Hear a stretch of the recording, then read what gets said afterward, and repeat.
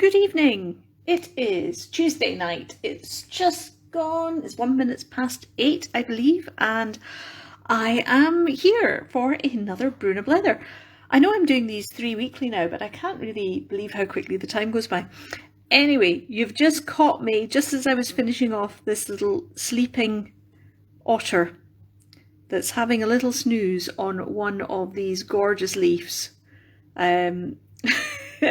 Which are made for me by, well, not just made for me, but I buy them from Alison Catchlove. She does amazing sort of little leaf sculptures, quite big these days, but these little leaves are just perfect for little creatures to go boating on or snoozing on. So you've just caught me finishing off my little sleeping otter. So he'll be taking part in the shop event on Friday. Right, tonight, hello everybody. Oh, we've got quite a few people coming in. Now, once again, I keep forgetting to take a photograph of the setup, but I will show you. I'm just going to move him out of the way. I've been having so much fun making creatures, summer inspired creatures for Friday's event. So hello, we have Carol, hello, we've got Lorna, we've got Alison here. Hello there everybody, lovely to have you all here. And of course I know why you're here. I know why you want to see the leaf, what was it called? The leaf sheep? The leafy sheep? Sheepy leaf? Not quite sure, but what fantastic Kath Roberts posted in the group this morning. And it's so cute. It's just the cutest little thing. So I just had to see whether I could try it. But before I get started, we have Julie as well. Hello, Julie. Good to see you as well, having chatted with you on and off all day. Yes, just want to have a quick, I'm going to just start sort of working out with some clay whilst I'm here. And I'll just chat a little bit. And yeah, so my setup is I have, in fact, I'm going to take a photo while I'm chatting and then I'll post it in the group and you will see what I'm kind of up against. So I'm trying to read your comments sideways, but it works so well. I mean, I really do love this, love the setup, love the stand. We have Christy, excellent. Oh, and we have mi cuñada, Nina from Mexico, Ciudad de Mexico. Hola, Nina. Lovely to see you here. Right, I'm just taking a picture of the setup whilst we're speaking, just so that you can have a rough idea of what I am up against. Right, so leafy sheeps or sheepy leaves, I'm not sure which, but they are the most amazingly, gorgeously little sea creatures. They're like 1/2 centimetre long, so they're absolutely tiny. 1/2 centimetre is that size. So I'm not going to be going for life size tonight. Let's see what happens. I have no idea. I've not tried anything to do today. I've just been sort of working on lots of other lots of summer creatures, including did you see the little ice cream, tiny little ice cream mice that I put on toadstools made by Tabitha of Awesome Wooden Gifts? Oh, they're just so cute. Anyway, right, this, I thought, given it's an underwater creature and it looks quite translucent, I'm going to use translucent clay. And do forgive me if I don't catch up with all your comments or whoever's here. Oh, but we have Rachel here as well. Hello, Rachel. Yes, thank you for joining me. Yeah, so we have translucent white clay, which is going to be for the body. And as I say, I'm not going for life size here. Let's see what weight that is. I'm kind of a bit of a compulsive wearer of the clay. Even for one-offs, I'm unlikely to repeat, but you never know. Maybe this is going to be one of the new creatures. I mean, really. So I would normally make them about, I'll maybe make the body 8 grams. Don't ask me why. It's all a bit OCD, to be honest, because it's got to be exactly 8 grams. Don't ask me why, but there you go. So have in front of you, if you get a chance, the photograph that Kath posted this morning and that I shared as well, because they are just, they're just so cute. So really, yes, I'm kind of going for more of a translucent, more of an underwater, more of an ethereal feel to it.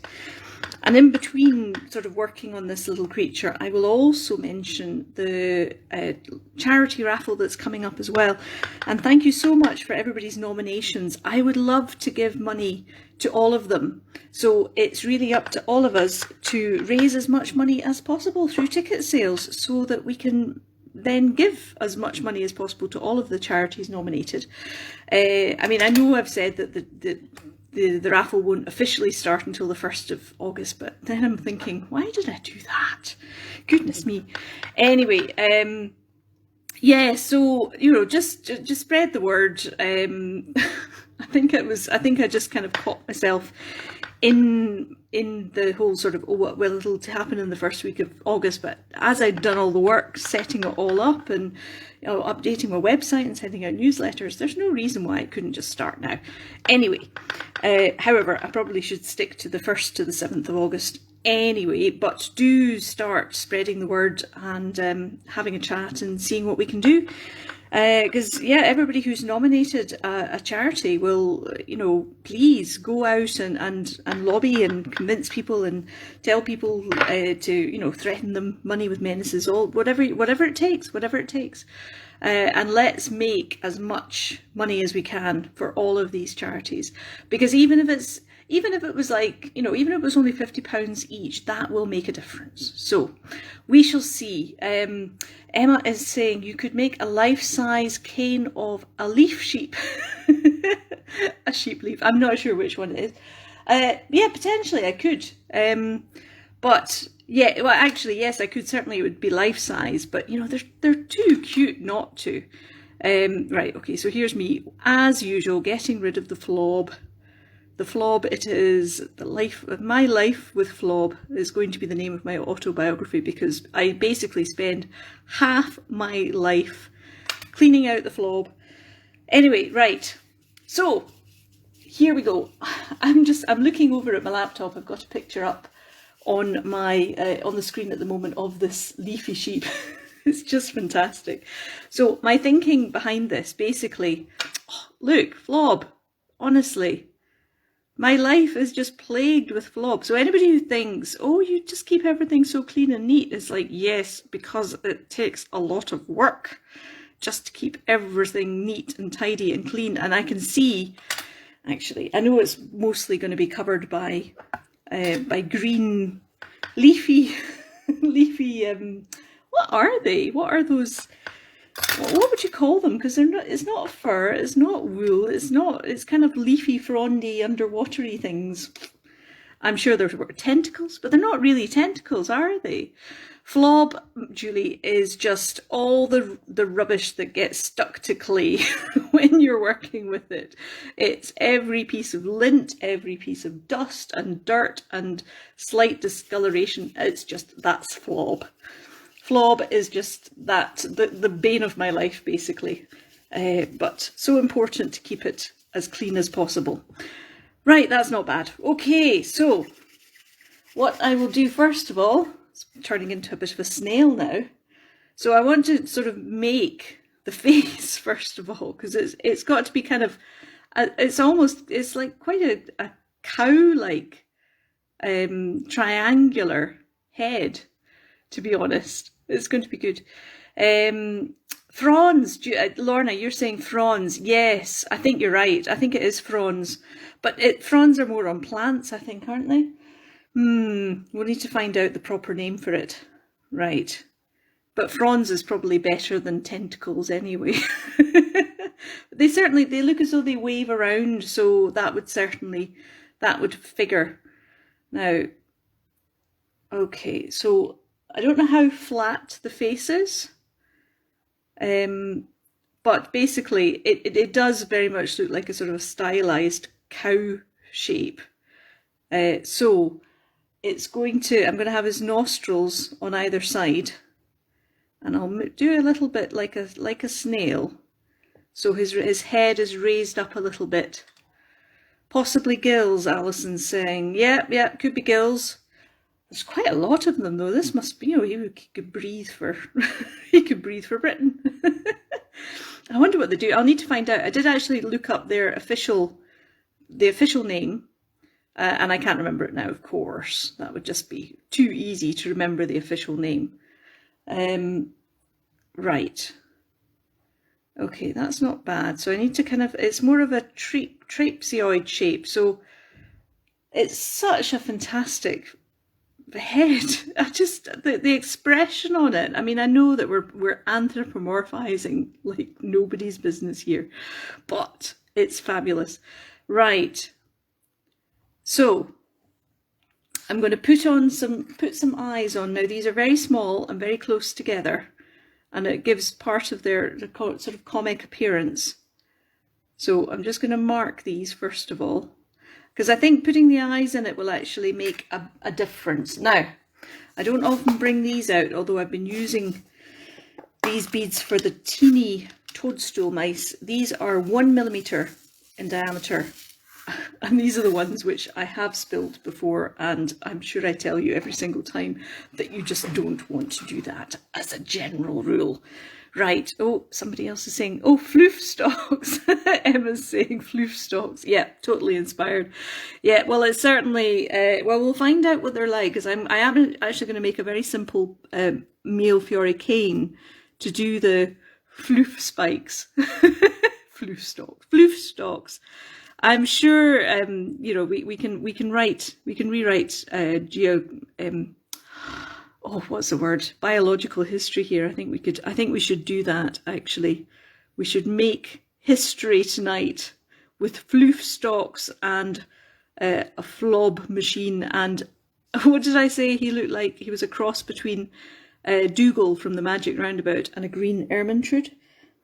He just has that look about him. Right. I am just putting in the eyes now. Okay.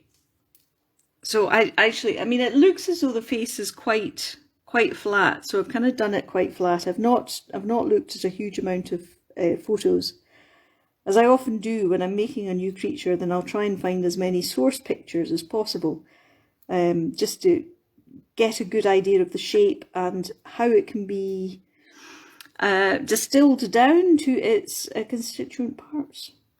That would be the technical term. Gosh, sorry, that took for ages just to try and find the edges of the edges of the beads, the holes basically, so that none of the holes showing. Right, that's my 1 millimeter beads. I think I might have to have them sticking out a little bit like nostrils. Right, but let's just push these in just now, because I'm going to, you know, once I've made the body, I'll put it to one side, because it's translucent. It's quite, it gets quite sticky and quite hot quite quickly. Right, now what I need to do now is give him some proper nostrils. They just need to be in a little bit more, and then I'm going to give him his ears, which are like sheep ears. This is such a fabulous thing. Right, I will use my trusty knitting needle for this. I think I'll use a slightly bigger one. There we go. Oh, flob alert, goodness me. Right, so I'm just marking them. Oh, because that actually helps give definition to the nostrils as well. Right, and now tiny bit of translucent red, kind of deep pink red. This is just slightly off deep red. This will be fine. And I'm not actually measuring the clay. Is the camera okay? Is the sound okay, by the way? I think it is, but do let me know if it's not. And oh, Lorna's Googling it. Fantastic, you're on the case. Excellent. The antennae are called rhinophores. I can't find the name of the floof stalks yet. That's because they're called floof stalks. Oh, love it. Right, okay. This is his nostrils coming in now. Rhinophores. Oh, that one's just slightly too big. It's very kind of quite anime kind of looking. You know, really just wonderful, just a wonderful exaggeration, comic face. Right, okay, so right, so he's starting to shape up now. I shall now use a ball shaper just to push in the nostrils a bit more, just to define them a little bit. And there we go. There's not much more I want to do on his face just now other than the ears. So getting there so far. I'm going to have him slightly curving round. He needs to look up because all Quernus creatures look up, as you know. And I think the ears I saw were kind of black, but I don't want to have them quite so black. So I'm going to mix up some white with just a dot of black. That's probably too much black. That's black translucent that I have made up before for guinea pig ears, actually, I believe. Because yes, every time I make guinea pig ears, I always, I'll either use the beige clay, which I use for the mouse's tails and paws and things, and I use those for the paler coloured guinea pigs. But where it's black guinea pig or a darker brown one, then I usually mix up a corresponding ear colour, as you do. Now, the only thing with, you can see how messy, or maybe you can't, have I just gone off screen? All right, we've got a little bit more.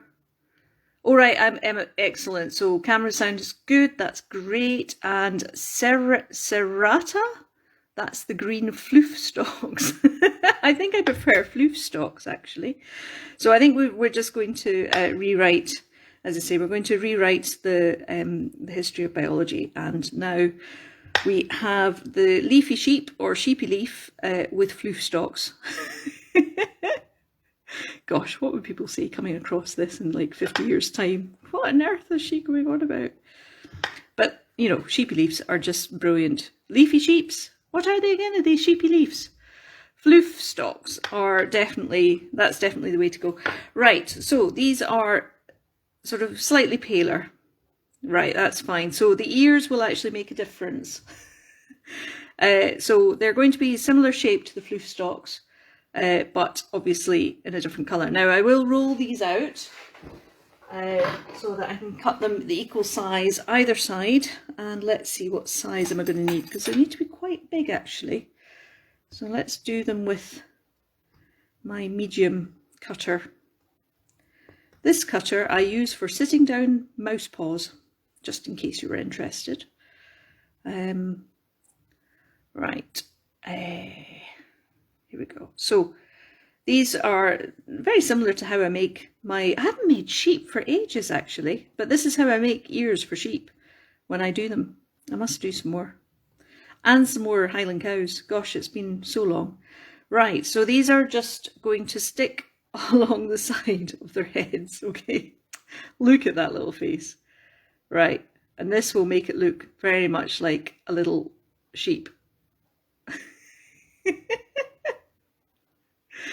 you know, this is why I couldn't resist making, I mean, really. Okay? Does that not just make you giggle? Fantastic. Right, okay, so very happy with that just now, I have to say. I think that's very cute. So we'll leave him to one side because now I have to make a little polymer clay cane, but it's going to be a very simple cane, I'm glad to say. Because actually, if you look at the fronds, now the floof stalks, I should say. The floof stalks are kind of speckly green, kind of translucenty green. I'm not really going to go for the speckles because we have limited time tonight and I would like to sort of get at least some of this floof stalks onto him basically. But they do have a slight sort of a different coloured, like an outline of either paler grey or I'm not sure what, and some of them have got purple tips to them. So it's going to be just a very simple. If I was going to make, you know, like the floof stalks being speckled, that would take a bit more work, but it would be easy enough to do. It would just be basically a bullseye cane, replicated many, many times. But, you know, I might have a play with that later. The picture that I've got up at the moment certainly is quite speckled. But for the purposes of tonight, right, so this is my basic colour. I will trim off some of that because I'm going to give it a slightly, what do you think, paler or darker outer layer. I'm not sure that I'm terribly bothered either way. I've seen some with either. I've seen some with a bit darker. So maybe that's what I'll do. In fact, I'll just, yeah, let's give it a darker outline. Okay. Right. Oh, who else is here as well? So Julie is saying, it looks like a cow. Does a little bit, I have to say, but also looks like one of my sheep as well. If you've ever seen any of my sheep, then you will see that they look very similar. The cows and the sheep are very similar, to be honest, apart from their colours, obviously. Right, so I'm going to just darken these a little bit, just with a touch of black.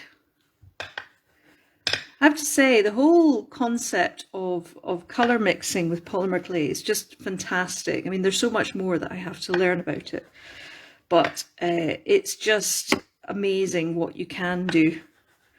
Gosh, that's been far too much. Oh well. So now I can lighten it again with a bit of white.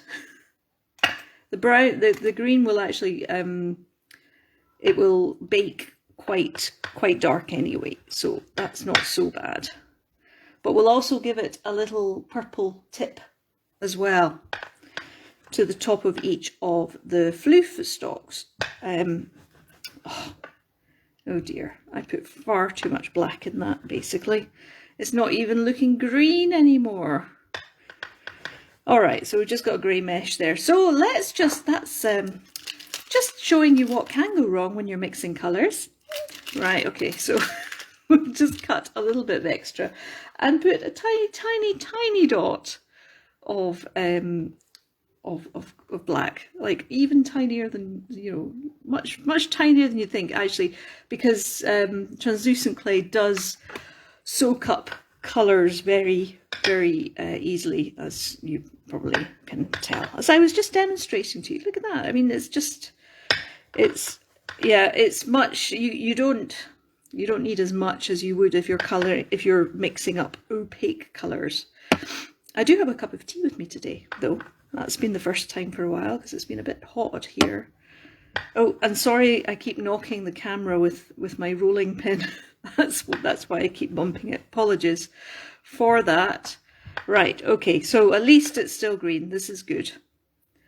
So the idea behind this, and I'm going to just get some purple, a thin bit of purple, so that I can just put a little bit on the tip of the cane for the top of each floof stalk.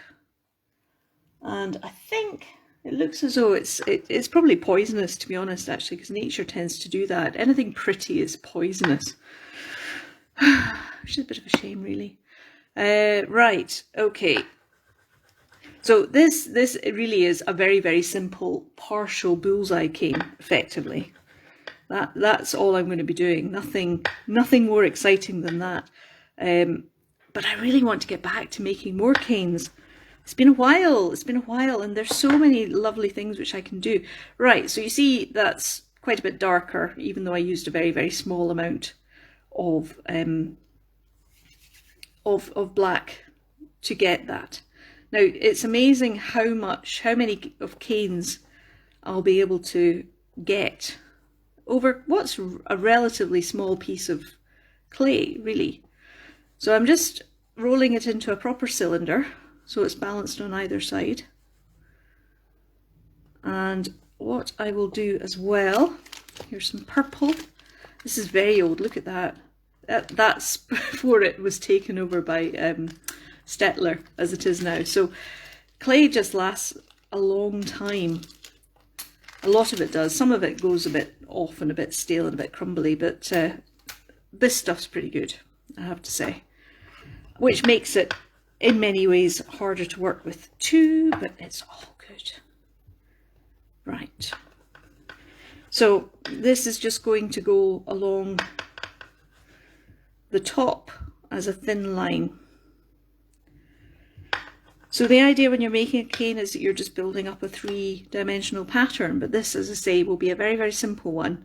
And it would be fun to try making a more speckled one, and perhaps I will play around with that depending on how cute he is and how much demand there is for sheepy leafy sheeps. It's going to be interchangeable, you know that from now on. There is, I mean, yeah, there is obviously there's a formal, an official name for him, but yeah, he's a leafy sheep, a sheepy leaf. Right, okay.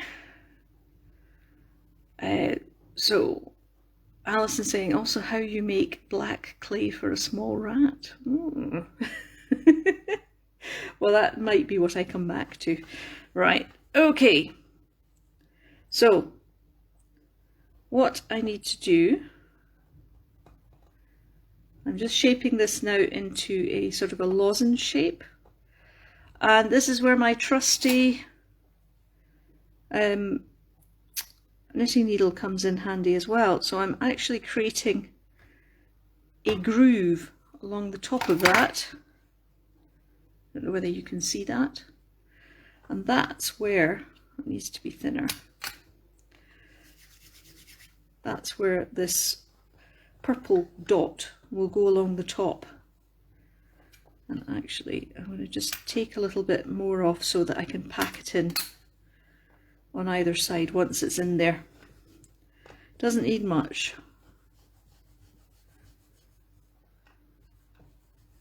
Because it really does look as though it's just a, you know, it really is just the tip. Oh, I do like that. It's very, very Scottish, isn't it? It kind of looks quite Scottish, that. With the sort of heather colours. Right. So that's it embedded. Now, if I tried to blend that just now, it would distort. So what I'm going to do is pack it on either side with triangles of green, and that will hopefully keep it looking more or less round, or at least not squished out of all existence. So that's the plan. So I was just watching, I subscribed to I think it's called the Polymer Clay Expert. I can't remember, but anyway, she does a lot of cane work, and I'm fascinated by the techniques, even though I haven't actually used any of them, or not used many, because I don't have the patience for it, to be honest, which is a bit bad,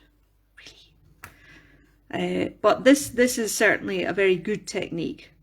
So the idea being, if you support the colours with background colours, then it stops whatever's inside, whatever's being supported, it stops it from being distorted. So that's the plan. That's the plan. Right.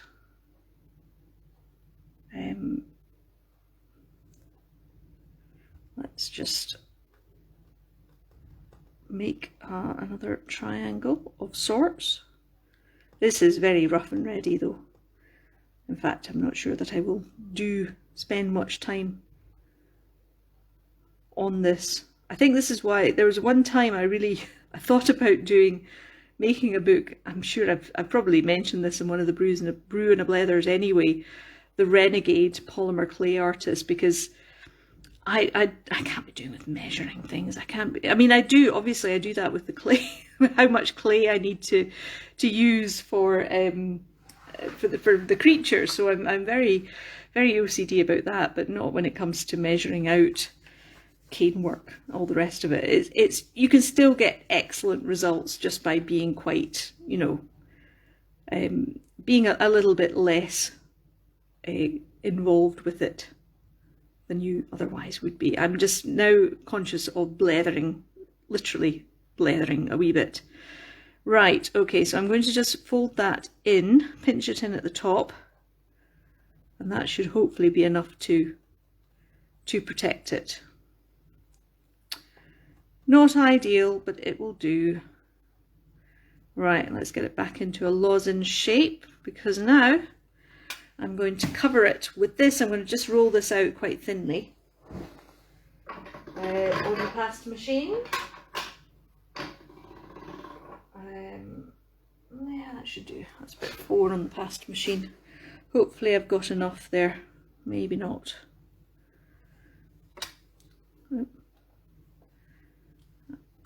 Let's see. Right, let's just neaten up one edge. Fold it up.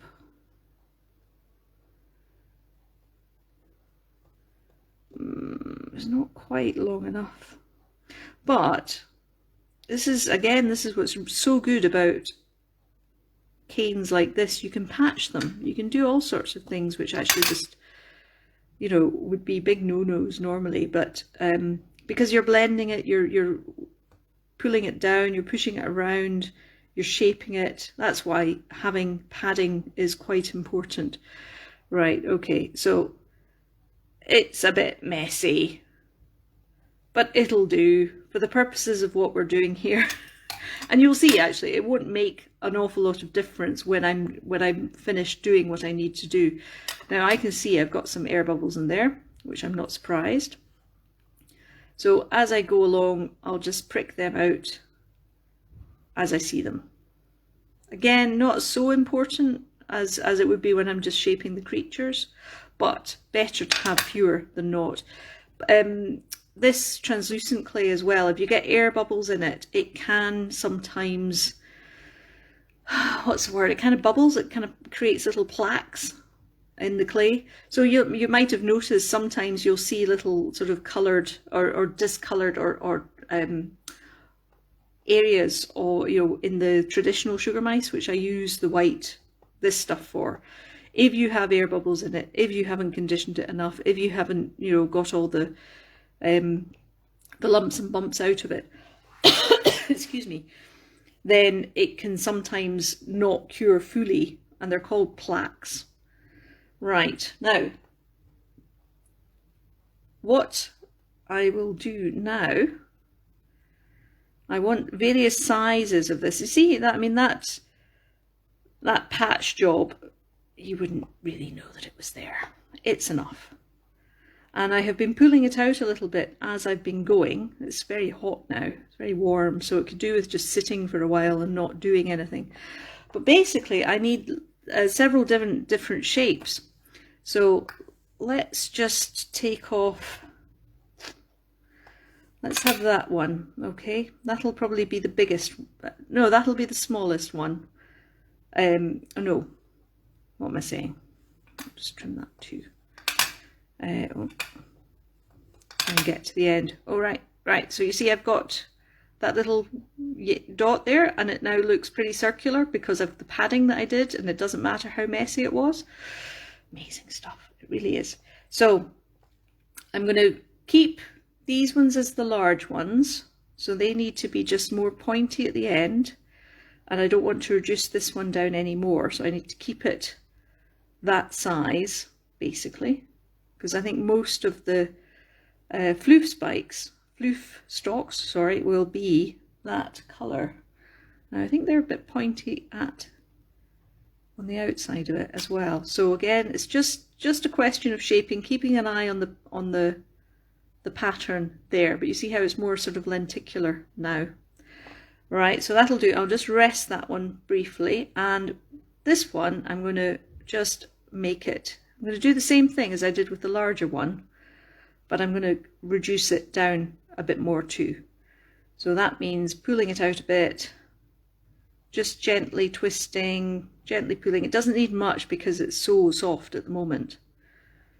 But basically it will, by reducing it down, it keeps that dot but just makes it smaller. Oh, polymer clay, it's fabulous. I believe I haven't said today that how marvellous polymer clay is, so I'll just have to say it right now. Now I think I'll make an even smaller one. So now you can see the difference in sizes there between them, and I will make an even smaller one. So let's just cut that bit off, keep that side, and then I'm going to make this even smaller again. I am conscious it's after 8:30, sorry. I want to get at least a few of them on this wee leafy sheep, sheep leaf. I want to start with a few, so let's see if I can get a few on to begin with. Because I'll have to sort of start it. I'm not sure. I know a lot of them are very long, but too long would be quite vulnerable. But let's try it. Let's try some of the small ones first of all.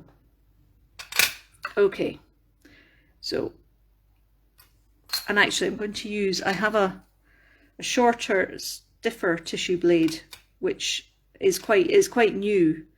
So I'm going to use that one for cleaner cuts. Now these can be fairly chunky. If I was doing a slice of polymer clay to cover like as a veneer for a Millefiori creature, I would do it very much more, much finer, basically. Right, let's get these on. Okay, so this is just going to be around the sides, just small ones. And this is where it'll have to be, I'll have to try and get it as symmetrically as I can. And although the clay is quite squishy, I'll just, look at that flob, it gets everywhere, honestly. I haven't touched him for like how long? Anyway, right, so that's the start. So let's put a few more small ones. And I'll just cut a few to the same length, or the same width, I should say. Okay. And this is where it's going to get a little bit painstaking and possibly a little bit boring for those who are just watching. Or maybe not, and apologies, I just hit the thing again. So this is just shaping it much more into a diamond. Not a diamond, what shape's that? Lentil? Lenticular? And then just building it up along the side. And I think I can get it to the top, because they all kind of brush back like that, but for the time being I'll keep them fairly upright. There we go. And oh, they're very sticky and warm. Ah, well, let's just put that there. Oh, it's starting to take shape. Okay, he's making me laugh. He's making me giggle. So I must be on the right path. Right. And I want to try a row of at least of each of the sizes. So let's, yeah, because these fronds come behind his ears. Oh, that's another one. And once I have more built up, then they will support each other more as well. All right, and I think I need one more there, don't I?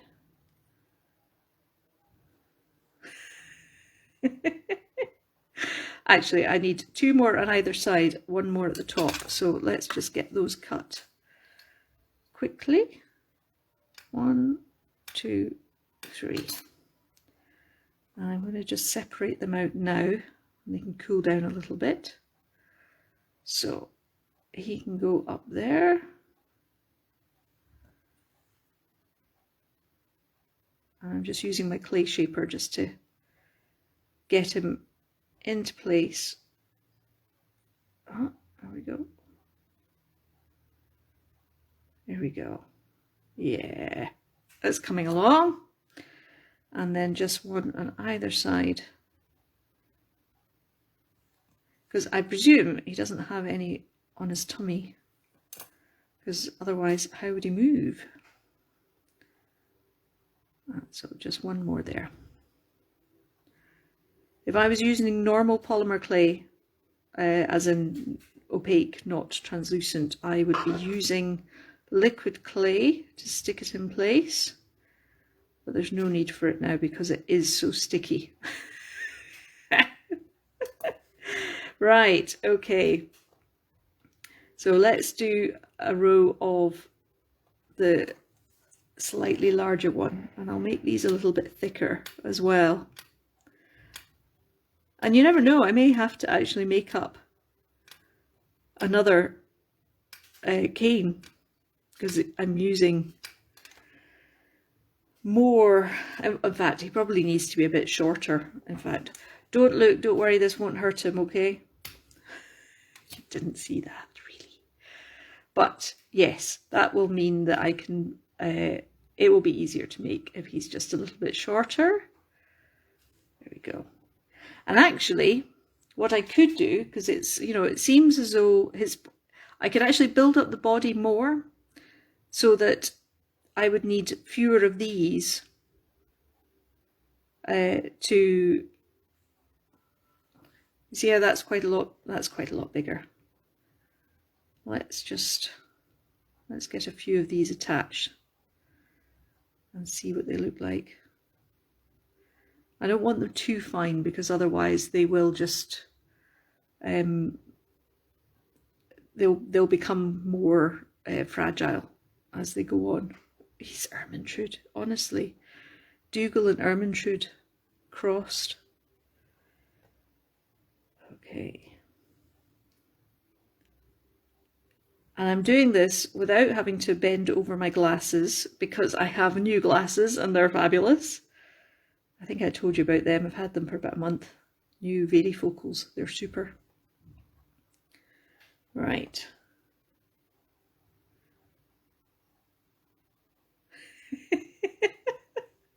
He's just making me giggle. He really is.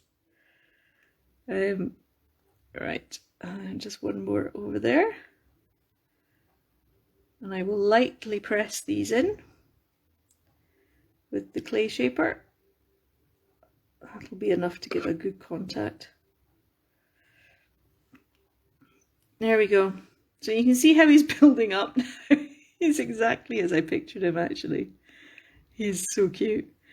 So basically, it's now going to be a case of just filling in all the gaps and bringing them back a little bit because they were all they're kind of brushed back, sort of floating, not floating, but they're brushing back as though they're in the, what's the word? They're kind of wafting backwards. I'm sure there's a better way of saying that. So, but yeah, so, and I'll keep the rest of that. I will have to make another one, I think. But yes, the larger one should, hopefully, let's do one row of larger one, and then I must let you all go if you haven't already gone already. But yeah, let's see how this works. So yes, I could potentially fill in the back. So, you know, put more clay, more white clay, so that I need less of the green clay. There's all sorts of ways. There's wee tricks that you can kind of get the same effect, but without using quite so much clay, or because obviously this is the first time I've ever made a leafy sheep. I will never get the name right, and that's okay. That's just as it should be. So yeah, it's almost like a lion's mane. I'll be making a lion very soon, actually, as a commission. And it is just about filling in each layer of the mane as you go. So it's kind of a cross between a lion and a peacock, an Ermintrude and Dougal the dog. Who'd have thought it, eh? So yes, he's I love this guy. He's just fabulous. And he's coming along quite nicely. But yeah, I think I'm gonna definitely need more of the larger cane. Or make him a shorter, squatter little chap. But see how the purple works really well, the little purple dot works so well. And yes, water current flow, thank you. That was the word I was struggling for. That's the thing, you know, when I'm concentrating, yeah, my mind kind of sometimes goes wandering off on its own, and then I have to go, what on earth were you saying? So yeah, do forgive. Actually, yeah, so it's a bit like a hedgehog too, because all the prickles I put on individually for them too. And I'm just cutting the entirety of this cane. And that should all be pretty much the same length. And then it will just be a case, and I'll interweave them so that they're not all lined up behind each other. You know what I mean? That's another way of doing it. So making them, just slightly shaping them before I put them in. And did I see a comment about a unicorn? Because it is like a unicorn's mane or horse's mane when I've made them too. There is that. Because yeah, it's about shaping them without taking up too much space. Oh my word. Right, will I ever be able to replicate that dark green colour again though? That's the question. Will it matter? Tune in next week for the exciting story of the leafy sheep and the sheepy leaf and the floof stalks that we have. He's building up rather nicely, isn't he? He's very sweet. I think I'll probably make him a bit shorter again, so he's more round. But yeah, you can see it's now just going to be the painstaking part of putting it all together. So I should love you and leave you, and oh gosh, it's 10 to 9 now, but thank you very much for joining me and listening to me babble on, and thank you for all your research as well, and for helping we oh my word, it's just I can't stop myself from playing now with him. I'm gonna have to. Right, okay, I shall go. Thank you so much again, and I will post a picture of him finished tomorrow, and I'll also have some more. Go and have a look at my shop. I've been uploading my shop with creatures for Friday's event, so you'll get to see who's coming out to play. I've got some more. In fact, that's a little flower hat for an otter that I'm making. These are tiny little ice cream cones that I've been having fun with. So yes, I'm just having the best time. So thank you very much for joining me, and I shall speak to you all later. Take care. Bye.